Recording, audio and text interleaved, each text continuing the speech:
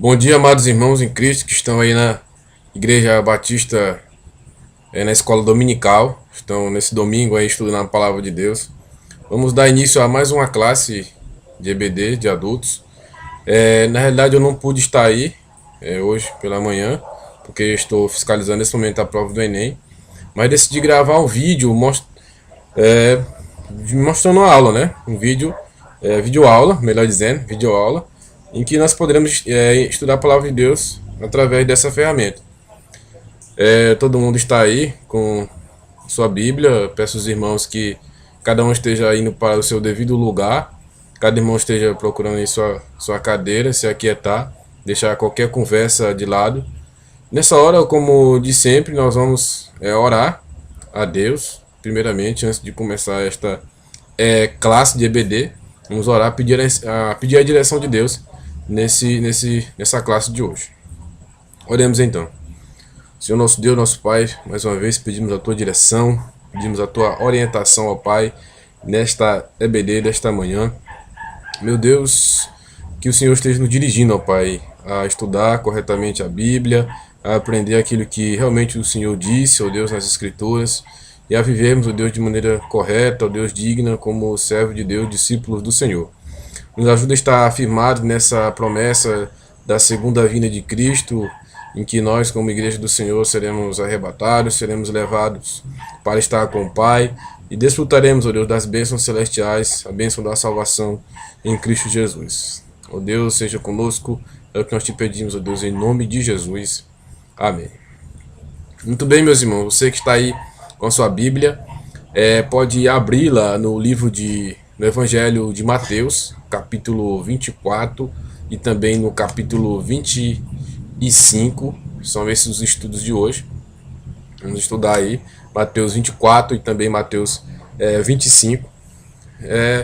Esses dois textos, eles falam de assuntos escatológicos, tempos do fim, sobre os tempos escatológicos, tempos do fim. E alguns autores, alguns estudiosos da Bíblia interpretam ele de uma forma, outros interpretam de outra. Há uma certa polêmica relacionada a esses assuntos, porque isso está ligado a teorias pré-milianistas, milianistas, pós-milianistas, que alguns dizem que vai haver uma tribulação depois que a primeira parte da igreja subir, outros dizem que não vai haver esse período de tribulação, mas eu não quero entrar nesses aspectos polêmicos, porque na realidade eu não estou aí, alguém pode até tecer comentários, mas eu não estou aí para me defender, então isso não é correto, né? Mas eu sou um irmão como outros vocês aí também, apenas um irmão que estudou a palavra de Deus para dar para expor, como qualquer outro irmão poderia estudar e expor, e a classe não tem esse objetivo de mostrar que quem está na frente sabe tudo, sabe todas as coisas a respeito desses assuntos, mas que nessa classe estamos compartilhando os conhecimentos a respeito da palavra de Deus, buscando a interpretação correta e fugir das heresias, porque podemos em um dado momento da nossa vida cristã acreditar em coisas que na realidade Jesus não disse, e após um tempo, após estudar corretamente a palavra de Deus, passamos a acreditar da maneira correta como Jesus Cristo falou. Então, meus irmãos, vocês podem estar aí, com certeza vocês estão com sua Bíblia aberta já no livro de Mateus, capítulo 24. Para estudar esse texto de Mateus, é bom também ler Marcos, capítulo 13, é bom também ler Lucas, capítulo 21, que ajudam a você entender melhor esse assunto. Porque esses três livros, Mateus, Marcos e Lucas, são chamados de livros sinóticos. Sinóticos, ou seja, livros semelhantes, livros que foram elaborados através das mesmas testemunhas ou de pessoas que testemunharam esses episódios. Se você vai observar que muitas das passagens se repetem em Mateus, em Marcos e Lucas. Algumas trazem as mesmas passagens, mas com algumas coisas a mais, algumas coisas a menos. Alguns trazem passagens que outros não trazem, mas esses livros são muito semelhantes. Eles são livros semelhantes, por isso são chamados de livros sinóticos. São os 3 livros sinóticos da Bíblia, porque são livros muito semelhantes. E com a narrativa também muito semelhante, também muito parecida. Já o livro de João, ele retrata a vida de Jesus de uma maneira mais espiritual, ou não faz a mesma trajetória narrativa dos outros, Mateus, Marcos e Lucas, né? Não traz a mesma estrutura narrativa. Mas vocês podem observar aí, no começo do capítulo 24, que nós temos o sermão profético e a destruição do templo. Olha aí, muito se vê de pregadores pregando aí sobre os tempos do fim, os sinais dos tempos do fim. Olha, abra o jornal, veja o telejornal e você vai ver terremotos, guerras, fomes, e Jesus está para voltar, Jesus está para vir. E muitos utilizam o livro de Mateus como base. Olha, o amor de muitos esfriará, o amor de muitos está esfriando, e muitos usam o livro de Mateus, capítulo 24, também usam Marcos 13, Lucas 21, para falar sobre os tempos do fim. Mas a gente tem que ter muito cuidado ao ler esses capítulos e analisar com cuidado. Olha aí, vamos partir aí do verso 34, Mateus 24, versículo 34. Olha aí para a sua Bíblia, mantenha a sua atenção, eu estou aí, mas mantenha a sua atenção. E vamos estudar esse capítulo, versículo por versículo, para que as possíveis dúvidas possam ser dirimidas. Vamos lá no versículo 34 do capítulo 24, é o versículo 34. Diz o seguinte: em verdade vos digo que não passará esta geração sem que tudo isto aconteça. Ou seja, todas as coisas que Jesus Cristo falou aconteceriam antes daquela geração morrer, perecer. E depois disso, Jesus vai falar da sua segunda vinda. Então nós não podemos confundir aí essas duas partes do texto, porque do 1 ao 34, Jesus fala sobre a destruição do templo de Jerusalém. Destruição do templo de Jerusalém. Jesus prediz que o templo seria destruído. Mas não só isso que Jesus prediz. Ele prediz outras coisas também. Mas observe aí que no Antigo Testamento um profeta que falasse 10 profecias e uma delas não se cumprisse, 9 se cumprisse e uma não, ele não era considerado realmente um profeta de Deus. E observe que para que o profeta fosse realmente considerado profeta, todas as suas profecias deveriam ser cumpridas. Se ele havia feito 5 profecias, as 5 deveriam se cumprir, para que realmente se soubesse que ele era um profeta de Deus. Se ele fizesse 10, as 10 deveriam se cumprir. Muito bem, meus irmãos. E aí as profecias de Jesus se cumpriram.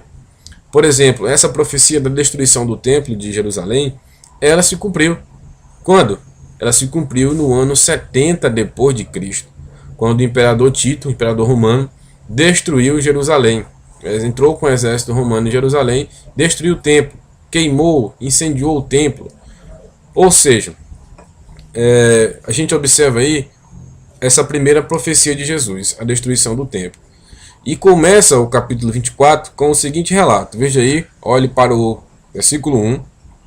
Veja o seguinte: tendo Jesus saído do templo, ia se retirando, quando se aproximaram dele os discípulos para lhe mostrar as construções do templo. Ele, porém, lhes disse: não vedes tudo isto?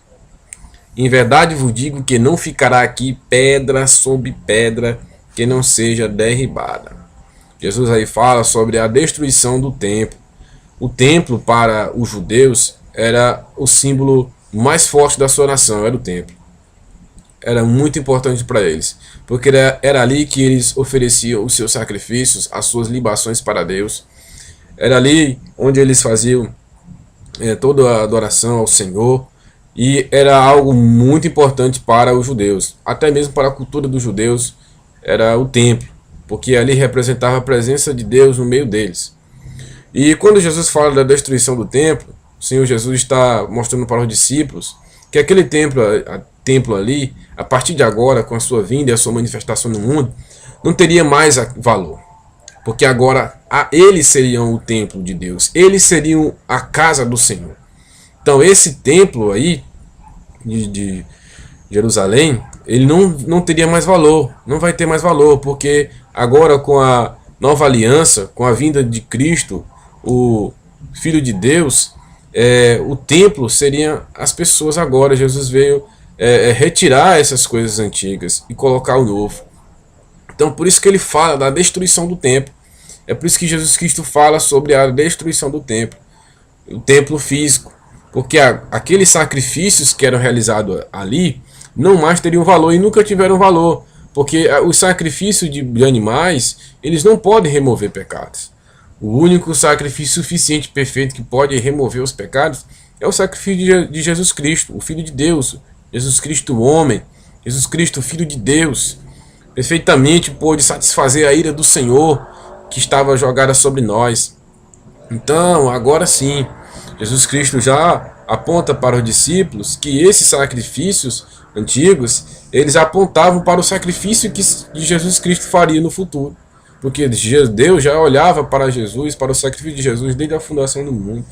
E ali, aqueles sacrifícios que eram feitos no passado, eram apenas para apontar ou mostrar o sacrifício perfeito que Cristo faria por toda a humanidade, não só pelos judeus, mas também por toda a humanidade.